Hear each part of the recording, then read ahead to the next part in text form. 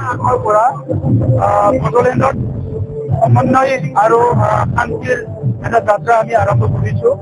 কাৰণটো হৈছে প্ৰায় 40 বছৰৰ পিছত বড়োলেণ্ডত 5টা বছৰ এনেকুৱা বছৰ পাইছে য'ত মানুহে শান্তি, নিৰাপত্তা আৰু সমন্বয় পাবলৈ সক্ষম হৈছে।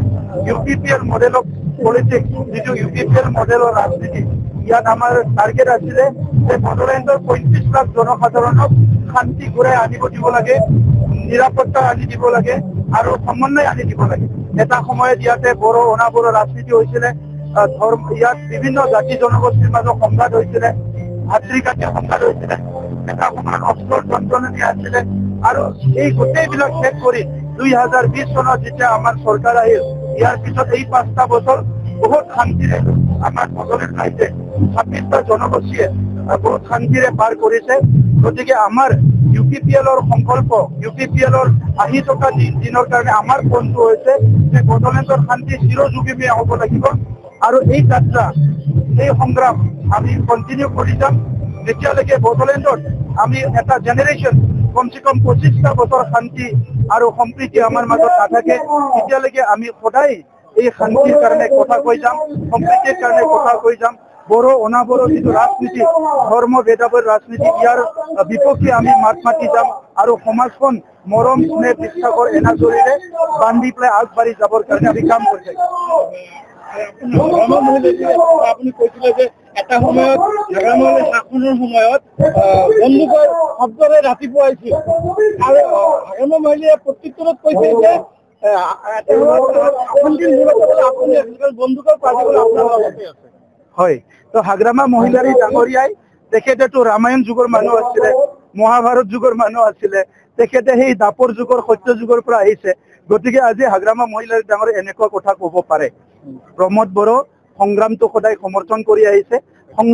সংগ্ৰামৰ বিনিময়ত কোনোবা জাতি, কোনোবা জনগোষ্ঠী, কোনোবা অঞ্চল, কোনোবা ৰাজ্যত কিবা যদি লাভ হয়, এই সংগ্ৰামৰ লগত মই সদায় আছো। কিন্তু তেখেতে আজিৰ সময়ত এইবিলাক কথা ক'ব লাজ পাব লাগে। মই সংগ্ৰামৰ সময়ত PLC থাকোঁতে কিবা কৰিছে এইটো কোৱা নাই মই, এইটো এটা সংগ্ৰাম আছিলে। তেখেতৰ চৰকাৰৰ সময়ত 2008, 9, 10ত 100তকে বেছি মানুহ কোল্ড ব্লাডেড মাৰ্ডাৰ হৈছে। ইয়াৰ এনচাৰটো দিয়ক হাগ্ৰামা মহিলাৰ ডাঙৰীয়া, কেনেকৈ সেই মাৰ্ডাৰ বিলাক এই তেখেতৰ কাৰ্যকালত 2008ত, 2012ত, 2014ত বিভিন্ন সময়ত গোষ্ঠীগত সংঘৰ্ষ হৈছে। ইয়াৰ জবাবটো দিয়ক। আৰু ইয়াতকে ডাঙৰ কথা, তেখেতে নিজকে ডাঙৰ ৰাজনীতিৰ নেতা বুলি কয়। যোৱা 5টা বছৰ এছেম্বলি কিয় নাহিল একদিন? ইয়াৰ জবাবটো দিয়ক ৰাইজে। বড়োলেণ্ড ৰাইজে ৰখি আছে কোনদিনা হাগ্ৰামাক জবাব দিব।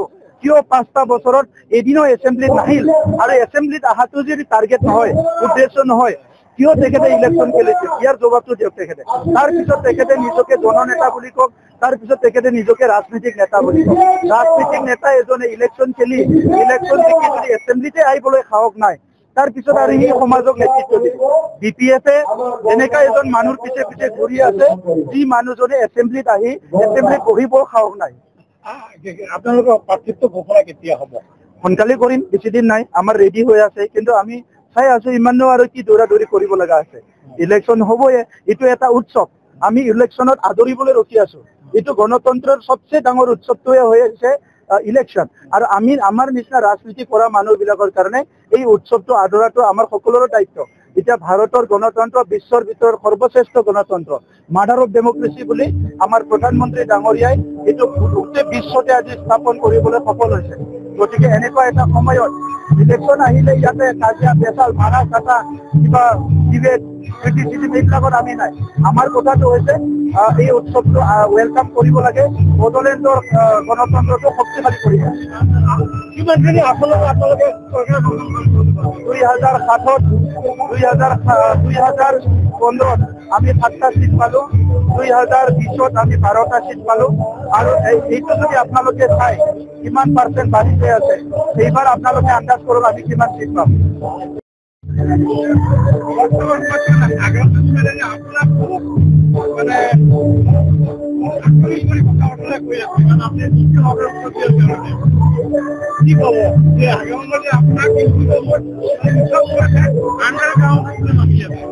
হাগ্ৰামাই যিমানে আক্ৰমণ নকৰক অন্তৰত তাৰ মৰম আছে, মোৰ প্ৰতি এটা শ্ৰদ্ধাও আছে, ভাল পোৱা আছে।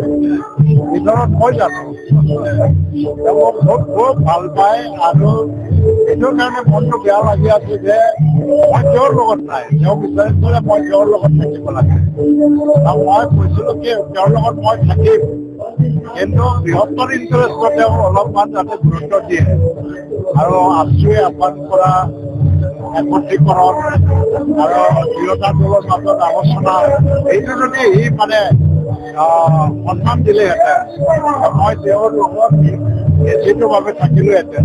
আজি আমি দুয়োটা দল দুয়োটা বেলেগ বেলেগ পক্ষত আছো, এইটো স্বাভাৱিক কথা। হাগ্ৰামাই মোক সমালোচনা কৰিবই লাগিব, নহ'লে BPF বাচি নাথাকে।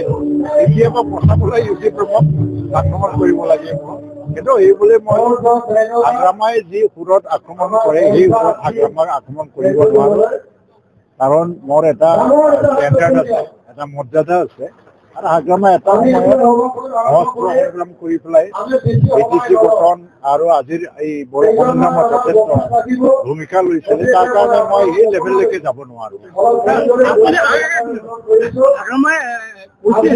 আপুনি এটা অভিযোগ কৰিছিলে যে হাগ্ৰামাৰ কাৰণে যিটো একত্ৰীকৰণ বা যিটো আৰু এইটো আপুনি কৈছে হাগ্ৰামাক কোনো ধৰণৰ ইস্তিফা দিয়া নাই, সঁহাৰি দিয়া নাই, তাৰ কাৰণে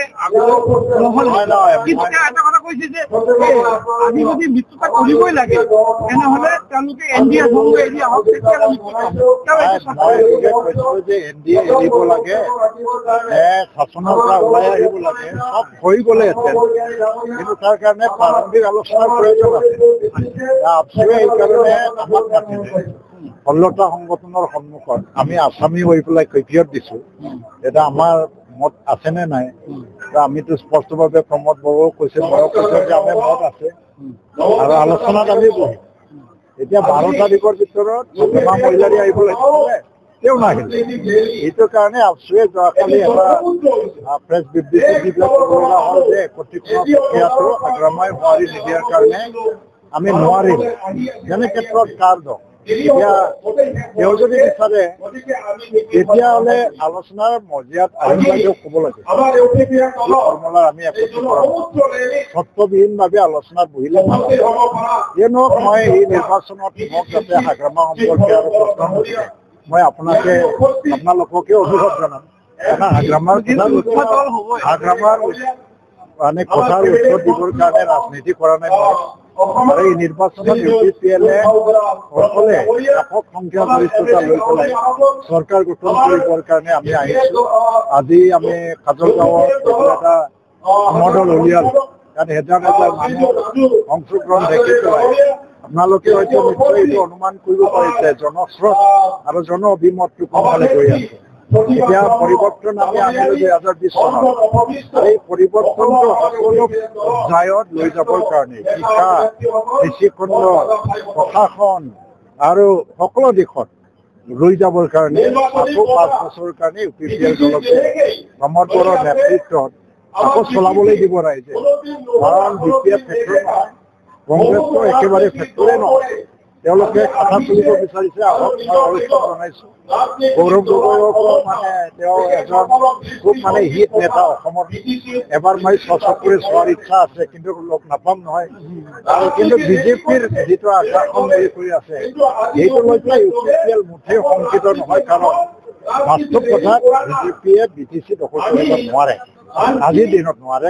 কালি কি হয় ক'ব নোৱাৰো মই, কিন্তু আজিৰ দিনত বিজেপিয়ে BTCৰ চৰকাৰ গঠন কৰিব পৰা কোনো সাংবিধানিক ভিত্তিও নাই আৰু ক্ষমতাও নাই। সেইকাৰণে UPPLে এই 5 বছৰত আকৌ 5 বছৰ নিৰ্বাচনত আমি জয়ী হৈ পেলাই BTCখন শাসন কৰিম। ৰাইজৰ জনগণৰ ৰাইজক আমি